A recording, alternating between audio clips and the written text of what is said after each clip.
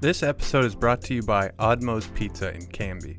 Handmade awesome pizza plus craft beer, wine, and cider. Delivered. Call them today at 503-263-8444.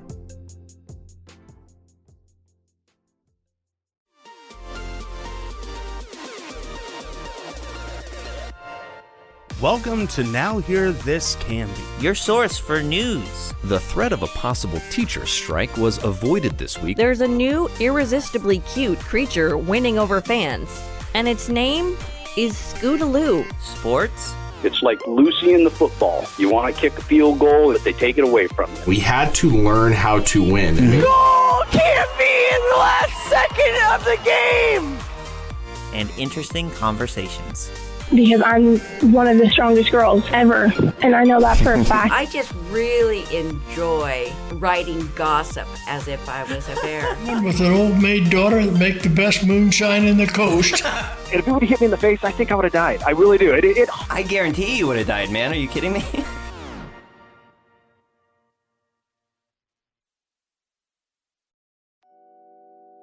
Welcome to the Now Hear This Canby podcast. Thanks for listening. I'm Martina Baker, and this is what's happening this week in our community. The COVID-19 outlook for Oregon has shifted dramatically in the past week, with the state now facing the prospect of having the highest surge yet of infections and hospitalizations, according to officials. A new forecast by Oregon Health and Science University predicts that more than 3,000 people will need to be hospitalized in Oregon by early February, surpassing the 1,200 hospitalized during Delta's peak. If that develops, Oregon will not have enough hospital beds for everyone who needs one, and hospitals will have to decide who to treat. The dire forecast stands in contrast to general expectations that Omicron would be a little worse than a bad cold, while the Delta variant continued to fade.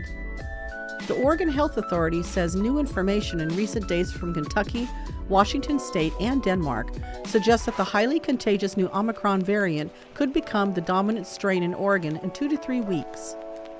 The variant was detected in Washington State 16 days ago and now accounts for nearly 40% of the new cases there. Various data show cases double every 2 to 3 days, which doesn't give Oregon state agencies and the medical community, especially hospitals, much time to prepare. We only have a few weeks to prepare before Omicron hits our communities and our healthcare system in full force, Governor Kate Brown said during a news conference Friday.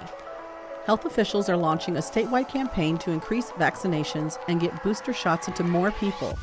State data show that nearly 75% of adults in Oregon have received 2 shots, but only about 28% of adults have booster shots. People aged 16 and older can get a third dose 6 months after the second one. Though scientists have preliminary data, research published by British scientists this week showed that a third shot can increase the immune defense against Omicron. Boosters work and are incredibly effective, Brown said. If you aren't yet vaccinated, now is the time. This truly can be a matter of life or death. Brown said that for the moment, she has no plans to enact new COVID-19 restrictions, such as requiring masks outdoors, imposing limits on crowds in concert venues, or even closing businesses. But she didn't rule anything out. Everything's on the table, the governor said. State employees who have been working remotely will continue to do so, however. They were supposed to return to the office in early January. Brown didn't say when they might return. It's not clear how the next surge will affect the legislature.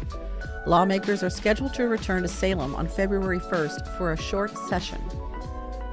Brown said she will meet with business leaders over the weekend to discuss steps they can take to keep their employees and customers safe. Folks should be aware this is going to impact how businesses operate because this variant spreads so easily, Brown said. In spring 2020, federal programs, including the Paycheck Protection Program and increased unemployment benefits, provided cash to keep businesses and workers afloat. COVID vaccines also hadn't been developed. Now, the focus should be on vaccinations instead of closures, she said.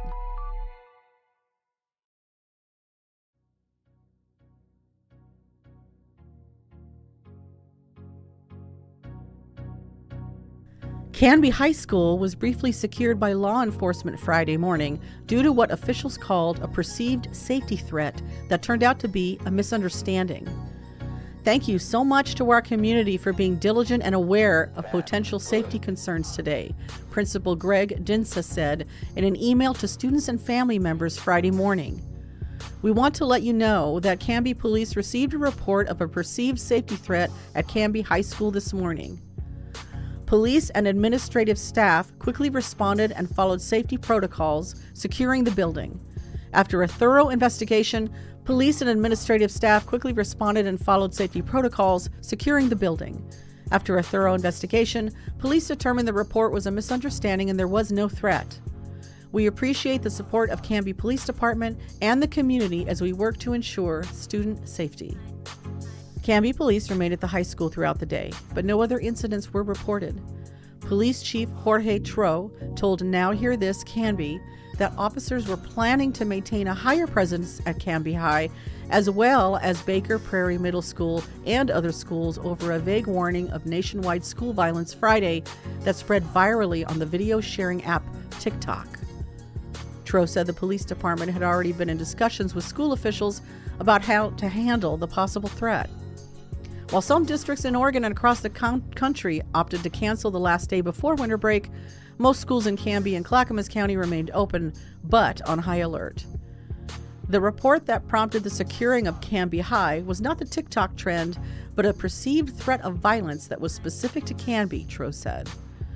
I think it was a situation where there was a heightened awareness and someone reported something they thought was suspicious, he explained, but it turned out to be a misunderstanding. There was no threat. The incident comes less than 2 weeks after 2 Instagram accounts were removed from the platform for posts targeting Canby High School students. Tro said a Canby police detective did identify the person responsible for one of the Instagram accounts. The suspect was a minor and could not be identified.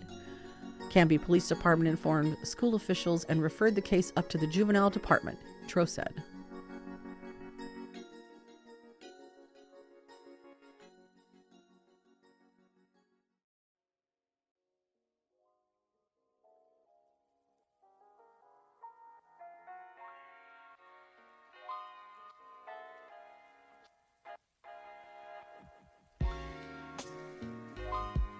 When weather temperatures are forecasted to hit 33 degrees or lower, warming centers throughout Clackamas County open their doors for refuge. Residents who need to seek relief from the cold temperatures, snow, and ice can find either a daytime or an overnight warming center in various communities throughout the county. You can find out if a warming center is open by calling 211, visiting www.211.info or www.clackamas.us/relief.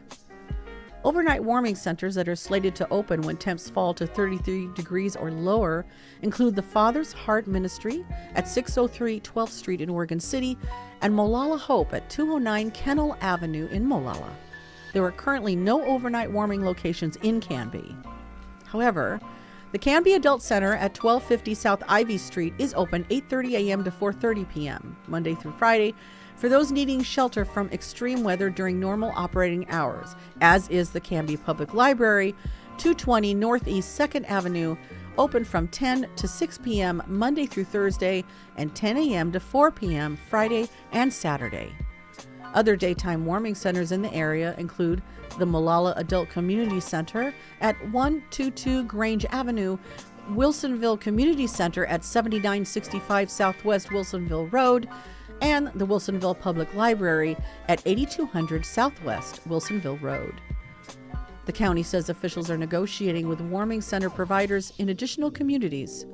For over 10 years, Clackamas County has supported a network of overnight warming centers to ensure that people living outdoors have a safe place to sleep on nights when the temperature is forecast to fall below 33 degrees.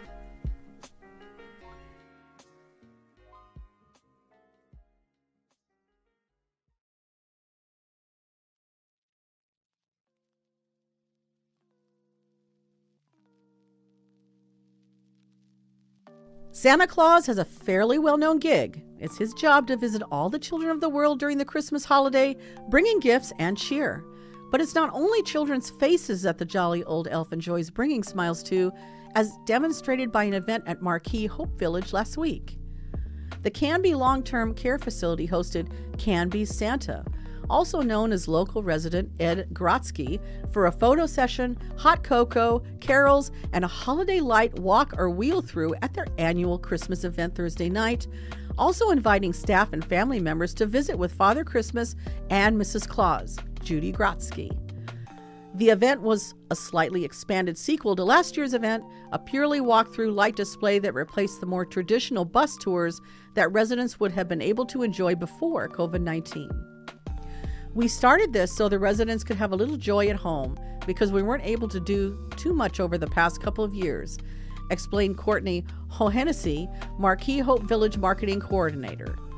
Having the display here on campus so they can walk through, they can see it from their rooms, it's cheerful, it's bright, and we just wanted to bring a little fun to them after everything they've been through. Despite the chill in the air around them, the visit had to take place outdoors due to COVID-19 protocols. There was no mistaking the joy or the way the residents' faces lit up in the presence of the man himself. Every year, it is just so incredible to see how happy the residents are seeing Santa again, Hennessy said. 100 years old or more, it doesn't matter, you know. We have residents ranging from 70 to 101, and all of them just light up when they see Santa. The experience seemed to also make an impact on Santa, who said he hopes to make a connection with everyone he visits, regardless of age. It's what people need at Christmas time, Grotsky said. That's why I do this. If I can add something, make somebody smile, give somebody hope, it's all worth it. This is one of my favorite places to come, and it's a reward for me. For photos, find this story on our website, canbyfirst.com, or follow the Canby Current on Facebook and Instagram.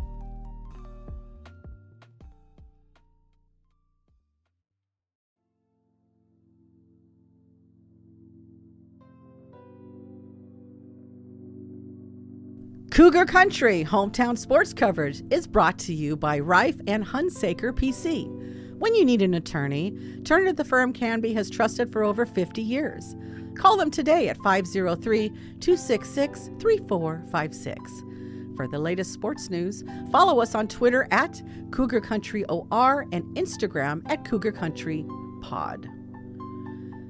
Canby's Jacob Strand, an All Three Rivers League talent and 2021 Lineman of the Year, made it official on National Signing Day Wednesday, inking a commitment to continue his athletic and academic career at Oregon State University. The 6'5", 255-pound prospect was the number one ranked lineman in the state this season and won the Lineman of the Year award even while playing a significant number of snaps as tight end. He verbally committed to the Beavs before the 2021 season had actually begun, but didn't put ink to paper until the winter signing day, as his parents, brothers, coaches, teammates, and friends looked on. The multi-talented Strand, who currently starts at center for the 5-0 Canby boys basketball team, also received a football scholarship offer from the U.S. Air Force Academy. His former coaches, Paul Huggins and Jimmy Joyce, both also teachers at Canby High, spoke about Strand's talent, hard work, sportsmanship, and, most of all, leadership qualities. Over these last 4 years, I got to watch Jacob grow as an athlete, a student, and most importantly, a leader, Huggins said at Strand's sighting.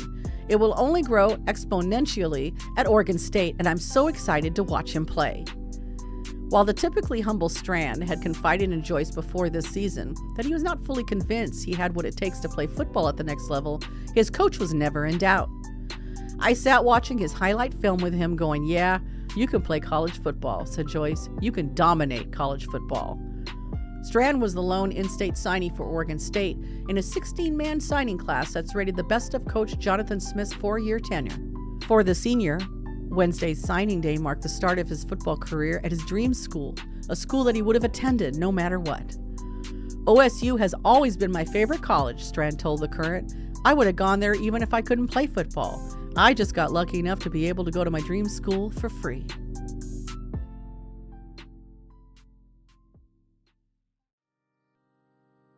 Are you a healthcare hero?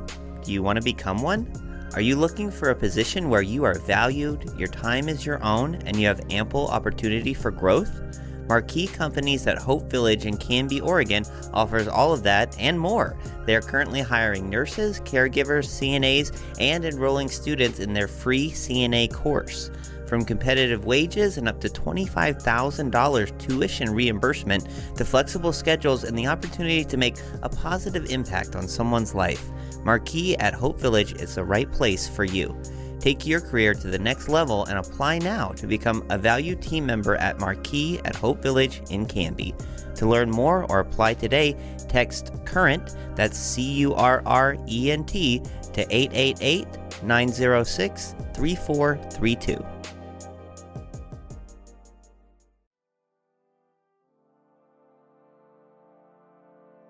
Hey, Tyler, you're good at, counting and numbers and math and all that stuff, right? Oh, yeah. Like I always say, I'm 20% good looking, 40% funny, and 60% great at math. Wait, isn't that... Why do you ask? Oh, because I want to win the new Direct Link Member Appreciation Contest, Barrel of Fun. If I guess the number of candies in the jar, I'll win a pair of Portland Trailblazers tickets. Oh, Frankie, that's easy. All you have to do is watch the video and count up all the candies from top to bottom, then left to right, then you multiply by the integer, divide by x, and add up the square root of pi. Oh, well, that does sound easy. Except there's multiple different sizes of candy in the jar. Okay, well then I'm out. So, what other prizes are there? Well, there's the Blazers tickets as the top prize, and then an Amazon Fire Stick, an Echo Dot, and a Game of Thrones themed cozy kit with a blanket, growler, and journal. Wow, that is some pretty cool stuff. Just another way that Direct Link keeps its members in mind. I gotta watch that video so I can make my guess. Yeah, any Direct Link member can visit www.directlink.coop/contest to watch the video, check out the rules, and make your guess. The winners will be selected after the game concludes on November 30th. Maybe it's 40% good looking and 60% bad at math.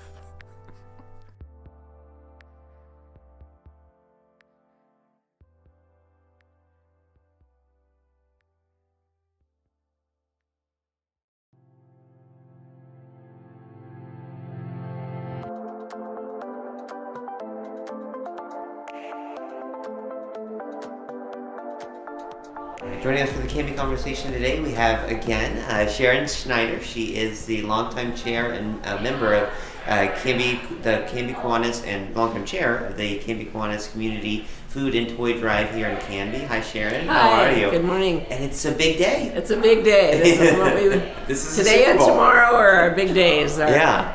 Tell folks what's happening.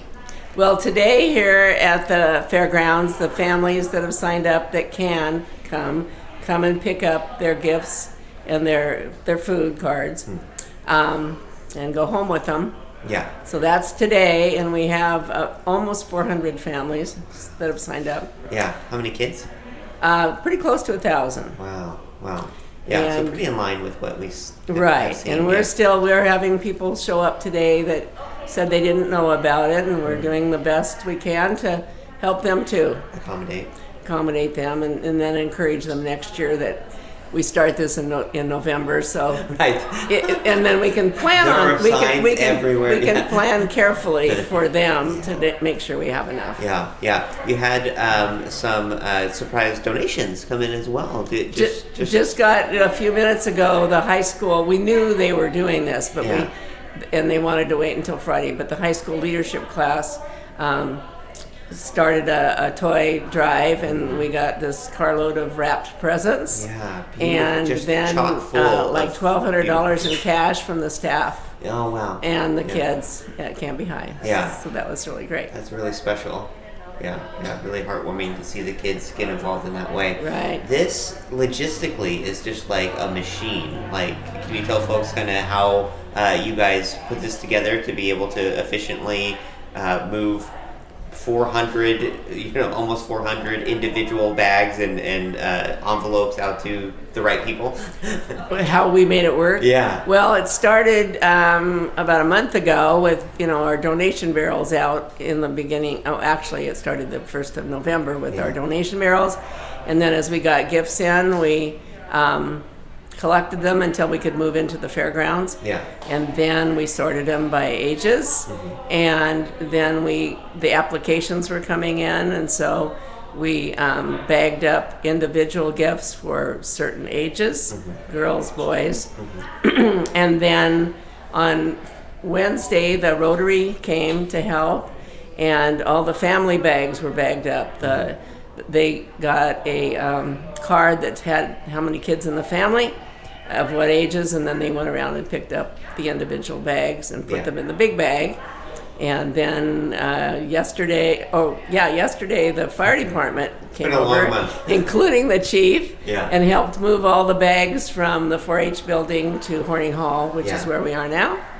And then we stapled on the money cards, anywhere from $50 to $125 for cuts for us, depending on the size of the family.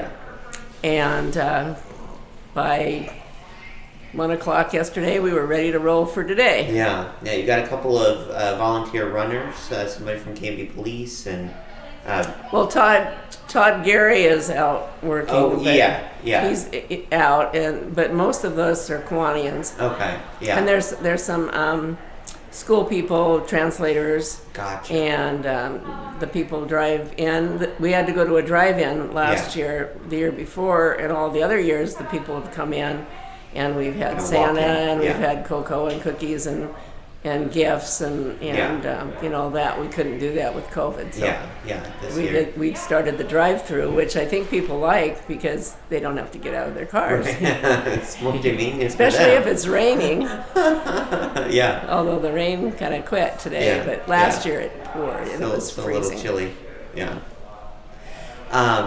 It is really impactful, I think, for folks that have never had the opportunity to just see the size of when you guys are just getting started and you have this huge room that is just full to the bursting with gifts that are ready to go out to the community. It just really shows the impact, I think, that this effort has. And I would hope is validating. You were talking about how much work goes into it, but when you kind of see it all come together, it's kind of feel good. Right. And today is, for us in the leadership part, it's pretty easy, and all we're doing is fielding issues of, something's wrong, somebody got the wrong gifts or something like that. But my 16-year-old doesn't want an LOL doll. Exactly. Or there weren't enough bags for each of the kids, and we try to make it right. For the most part, obviously you mentioned the high school kids, they just weren't sure how it all works and they sent theirs unwrapped, but for the most part you ask for them to be unwrapped and you distribute them unwrapped, right? They're garbage bags or whatnot, so they're hidden if there's kids or whatnot. But let the families wrap them. We let the families check them out and see what they are, and maybe they want to move some around from one kid to another. Right. This year we started, actually last year, the 16 to 18-year-olds get a $25 gift card. Oh, cool. Plus a couple of other things, but then they can go get what they want, because that's the age that's hard to get, and we didn't get donations. A lot of times people are donating toys, not whatever 15-year-olds are into. I don't even know. They can go to Fred Meyer and get what they want. Yeah. Is it a Fred Meyer card then, or like a Visa card? It's a Fred Meyer card. Yeah. A lot of things you can find there. So we had, over 130, I think 135 16 to 18-year-old male and female. So that's a lot of money in gift cards too for that. And then plus the food cards are from Cuts for us are like almost $33,000. Yeah. How many volunteers and volunteer hours went into this? Wow, I don't know. I can't don't even have my paper in front of me. I would say, ballpark Hundreds. figure, probably over 1,000. Definitely. Yeah. Even though we have to keep our volunteer. That was just you. No, I'm kidding. No. We have to keep our group small, so we, have people sign up ahead of time rather than just show up. Keep the numbers small. And then the food, when we used to do the food, that took a lot of volunteer hours, and we're not doing that. So. Yeah. But I would say a good 1,000 at least. Yeah. You've been doing this how long? Well, I'm not sure, but I think I really got involved in the leadership with the toys about 2002. Oh, okay. Right when I retired. Oh, coming up on 20 years. Yeah. And then I don't know how it all happened where I ended up being the chair, but gradually I did. But then there were always key people that took care of the toys and people that took care of the food, and then I just kind of kept it all going because I knew all the parts. Right. Why do you think, what's kept you involved for this long? That's a long time to be a volunteer. Well, I'm something a Kiwanian this big. for sure, and it's one of our signature projects. So nobody wants me to quit being the chair. So they don't let you quit. That's the answer. I'll probably keep doing it. I thought at one point it was time to turn it over to some younger people, but I'm okay. Yeah. I'll keep doing it as long as I physically can, I guess. Right. How does it feel to see this come together, to see the impact it makes, to see the gifts and the food going out the door? When the people aren't in like they used to, yeah. I don't see that as much because they're driving by. But I know with the grace, with how touched people are. One lady I called today who didn't get her information in on time, and the county asked us if we could help her. I called her and she said, "You're just making me cry," because I told her, I said, "You come this afternoon and we'll have something for you and your kids." So So it's I don't personally get to see it so much because I'm back in the building, but when they used to come in, everybody's so thankful and gracious, and we try to make it uplifting. Yeah. Do you think it sounds like the numbers are pretty in line, but does it seem like the need is greater this year than maybe it was before COVID, or some of the challenges? Well, it's kind of in the same ballpark figure, although we are closer to 400 than we've been for several years. So I would say, there are more people, and we don't, as long as they live in the Canby School District, and they feel they could use some help, that's our criteria. Yeah.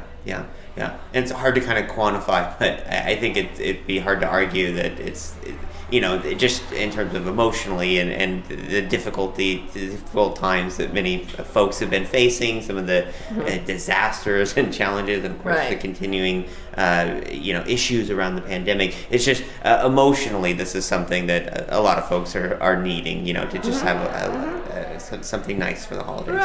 Right. Yeah. So we hope we have a big part or a part in helping that.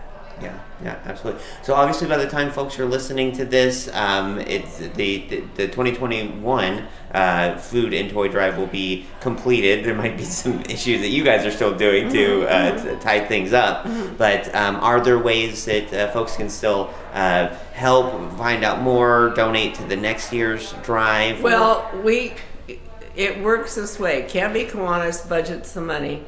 We're fortunate that we can do that because of our thrift store, but we're really counting on donations from the businesses and the individuals in the community that can help us financially. Because it's a lot of money that then we have to make decisions of maybe some other projects we can't fund. Because this is one of our signature projects. We're going to make it happen, and I've always spent the money and then just hoped it would come in, or although I know that our club will stand behind whatever we spend. Right. Yeah, awesome. Well, Sharon, thank you so much for taking time out today. Thanks for all that you guys do. Thank you for wanting us. Merry Christmas. Merry Christmas. Thanks for coming. All right, we also wanted to grab Deb Harman. She's still here. She's a substitute teacher at Canby High School, and you just showed up with an SUV full of gifts from Canby High School students. Tyler, it was absolutely incredible. The Canby High School class and Mr. Bellum invited me to come over to the high school this morning. I was supposed to arrive at 9:15 a.m. and I knew that they would be presenting me with a large check and lots of money and gift cards because they mentioned that. But also Mr. Bellum said that the kids had put together a carrying tree where staff, students, and admins and community members were invited to bring in gifts. And what was amazing to me is I got down to Mr. Bellum's class. It was very festive in there with holiday lights, and they had their day's itinerary on the board.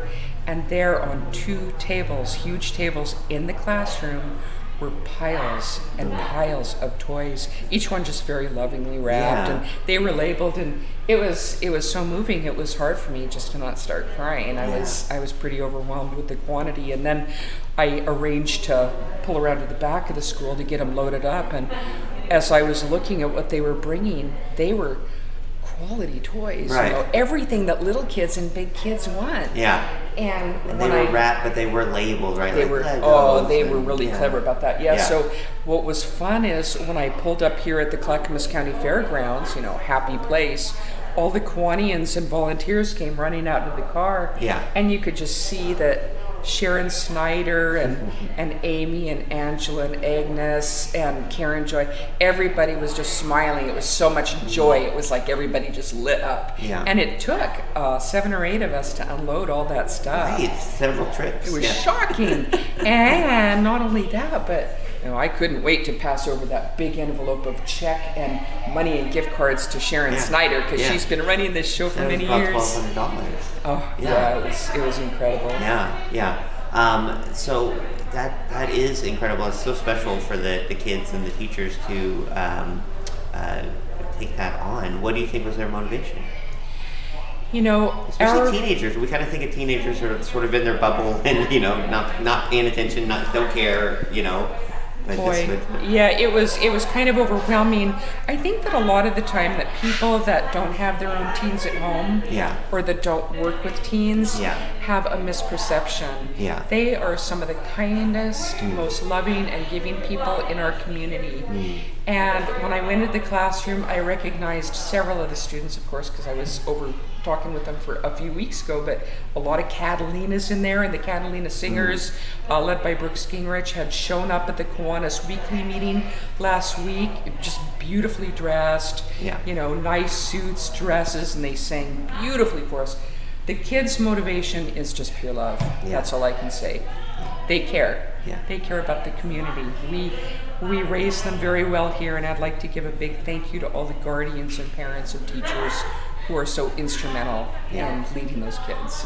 It's pretty moving. Yeah, awesome. Well, thank you, Deb, for telling us about that. It was so fun. Thank you for chatting with me. I'm just so proud of J.D. Bellum and Mr. Dinsa and Kimmy Carroll, who motivated the kids of the high school to collect lots of money. Mrs. Rogers, math teacher, who sewed beautiful masks and sold them so that she could donate all of that money. Oh, wow. Yeah, the whole staff just did a beautiful job. And special thank you to Trimester 1, Canby High School leadership students, Trimester 2 leadership students, and the ASB student body officers. They just did a fantastic job. Thank you, students. You're great. Awesome. Thank you, Deb. Merry Christmas. Merry Christmas.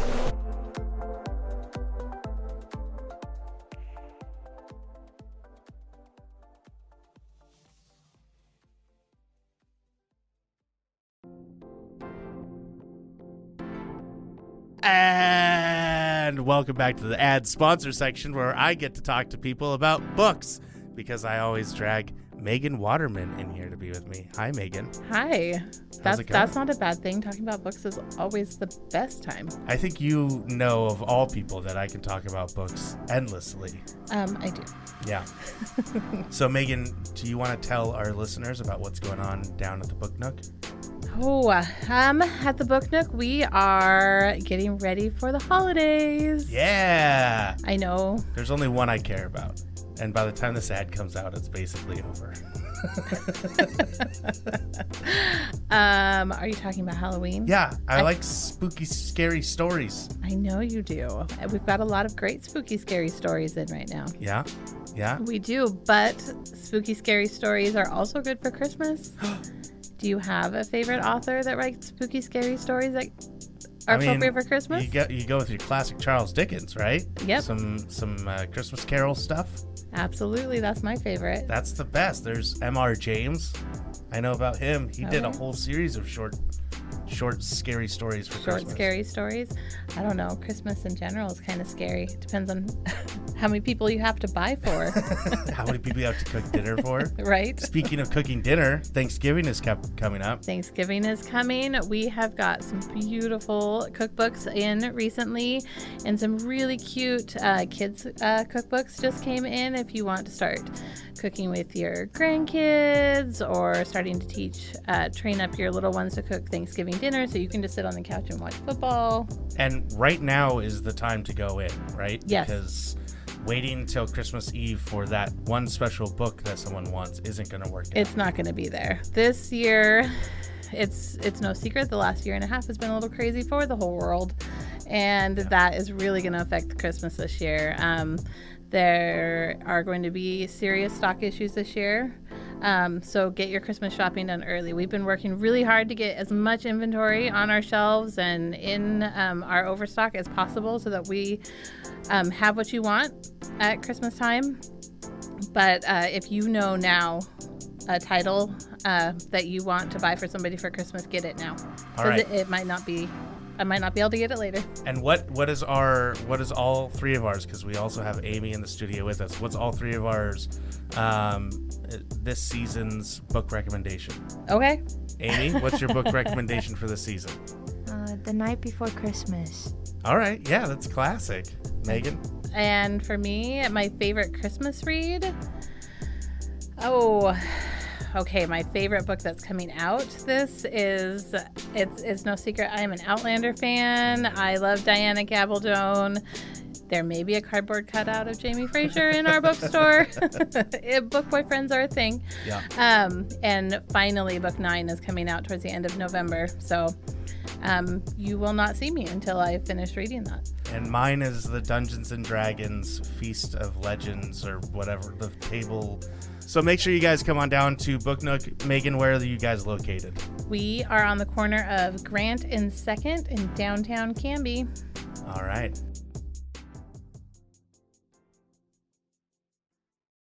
And now, a message from Donna Ellison of Ellison Team Homes.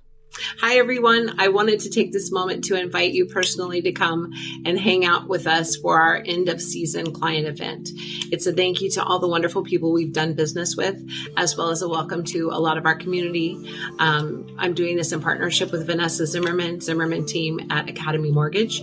It's just kind of our way of saying thank you. We've really enjoyed getting to know you, doing business with you, etc.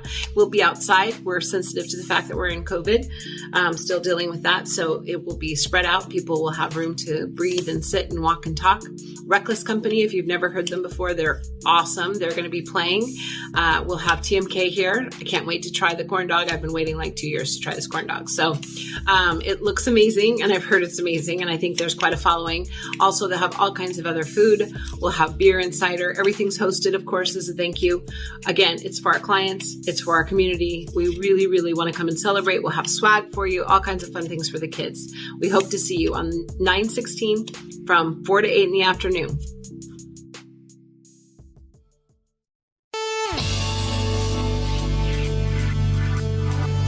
Welcome to the Canby Hall Pass promo series, spotlighting outstanding restaurants and stores in our community.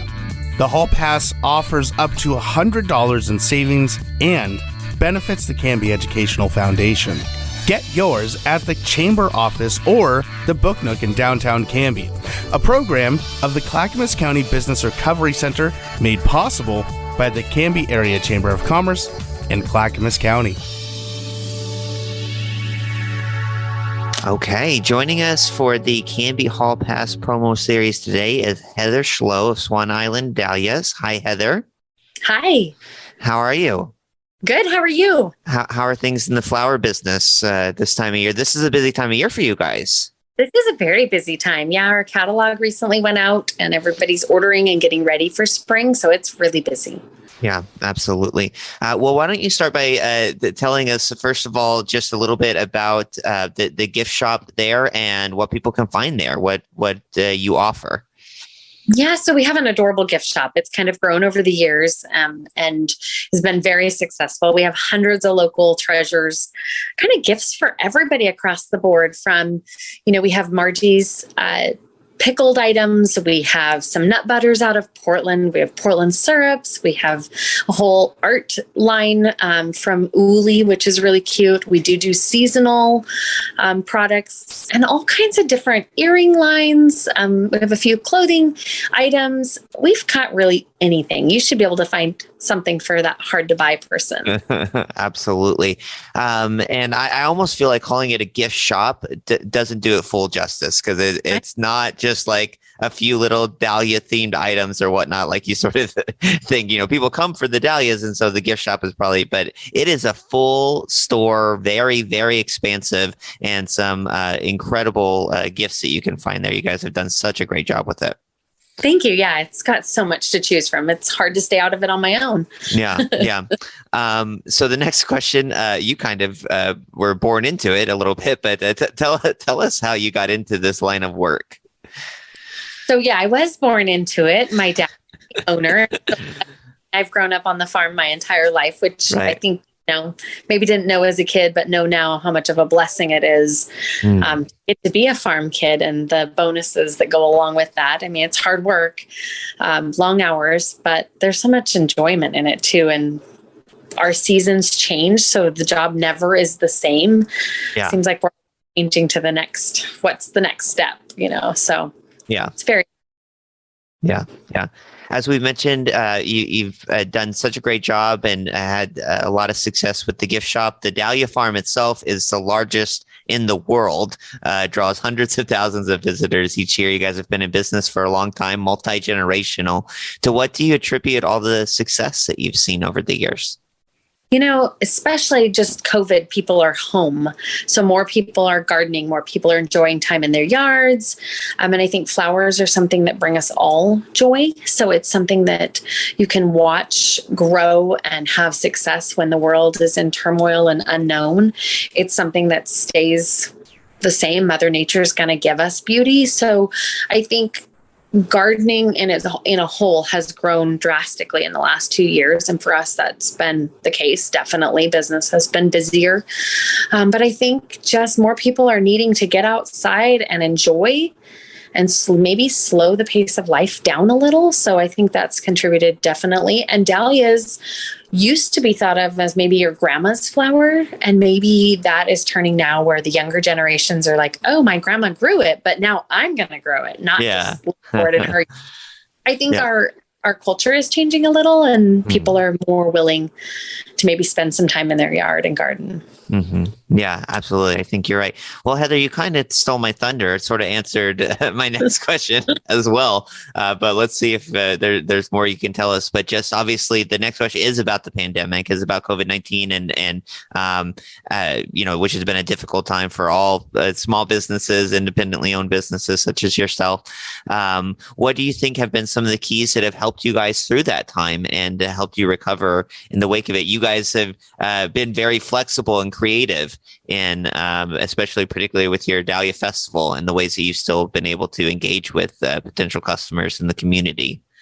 Yeah, we had to change our Dahlia Festival to not include the indoors. And some people were very upset, but we felt like the safety is our number one concern for not only our employees, but also our visitors. And we just couldn't be responsible for an outbreak. So we were able to totally change up the idea of what the festival looked like this last year, with classes, demonstrations, food carts, and still have the gorgeous fields, and realize that, Mother Nature gives us beauty. Let's just enjoy it for what it is and add on to it. We just had to take away the indoor display, which is definitely a missing piece. But again, right now where we're at, it just seems like the right thing to do.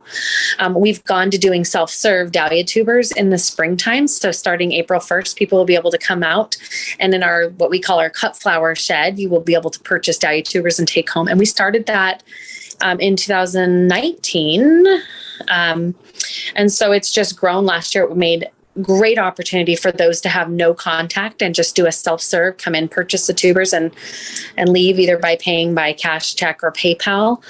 So we've just kind of adapted things a little different to allow everybody to get out and be safe and feel like they can be in a safe environment if they're more concerned about being out and about. So for us, it's about safety for everyone and keeping our staff healthy and safe. So we're just about trying to get through it just like everybody else, but make the most of it while we're here.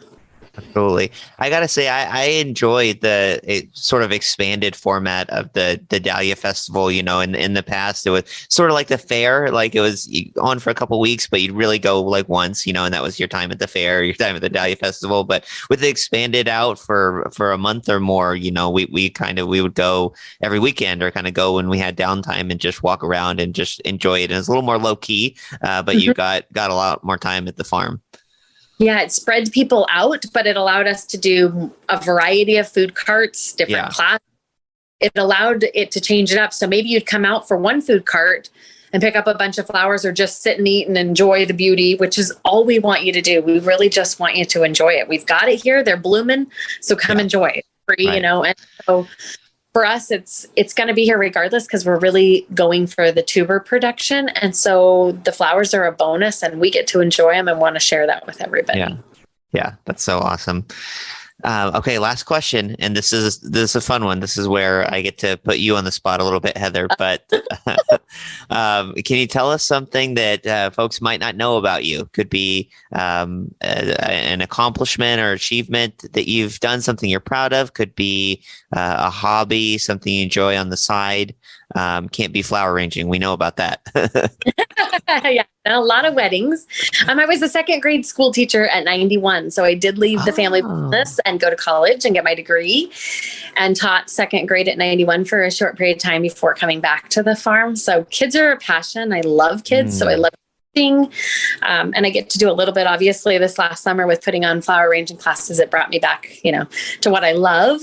Yeah. But I have a passion for work, and sometimes I'm probably too much of a workaholic, but I do spend some of my time on the Canby Education Foundation, helping with our local area and that nonprofit and helping our schools. So really my passion is this farm and to make it enjoyable for everybody.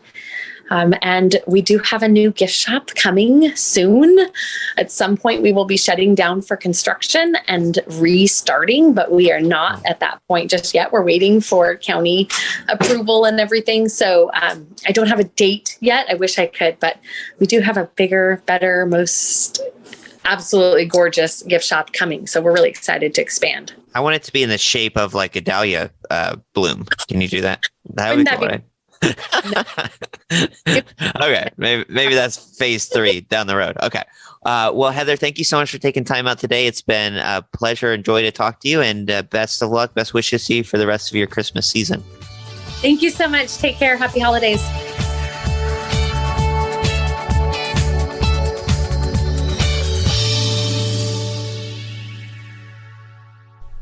Tyler, did you know that the Australian lyrebird can mimic any sound that it hears, even chainsaws? No, that's super interesting. Did you know that a baby puffin is called a puffling? Or that baby sea otters can't swim, so their moms wrap them up in pieces of kelp until they learn how to paddle? Wait.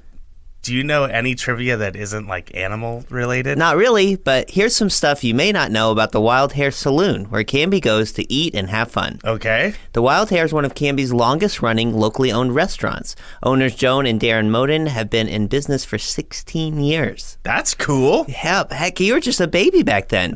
Wait, what? And they love to give back. They've been members of the Canby Chamber for that long, and they donate over $20,000 to local sports, FFA programs, and civic organizations each year. Wow, I'm legitimately caught off. That's cool. Yeah. They also support more than 30 jobs in the community through their award-winning staff, some of them as young as 18. Hey, that's older than you are. Dude, I'm 10 months younger than you. With the days getting longer and the weather getting warmer, the Canby Wild Hare's expansive outdoor patio is the place to be. Furry friends welcome. Well, that sounds great. I'm going to go check them out just off of Highway 99E next to the Space Age in Canby at 1656 Beaver Creek Road in Oregon City, or on their website at thewildharesaloon.net. Now Hear This Canby is produced by me, Tyler Clausen. Our content director and star reporter is Tyler Frankie. And of course, our show is edited by Cameron Clausen. We also feature the vocal talents of Joyce Struby and James Walden. So a round of applause to them. The song that you're hearing right now is Canby by singer-songwriter Olivia Harms, used with her permission. To find more work from her, you can visit her website olivia13.com. Now Hear This Canby is dedicated to preserving independent local journalism and redefining local news with our fun, fresh, and energetic brand of storytelling. Our sincere thanks to our local sponsors who make this show possible. Please show your appreciation by supporting the small businesses who support us. The production of Now Hear This Studios, Canby's locally owned full-service audio, video, and media production company. Our mission is to produce the best content in the universe, and we'd love to help you do it. Find us online at nhtstudios.com.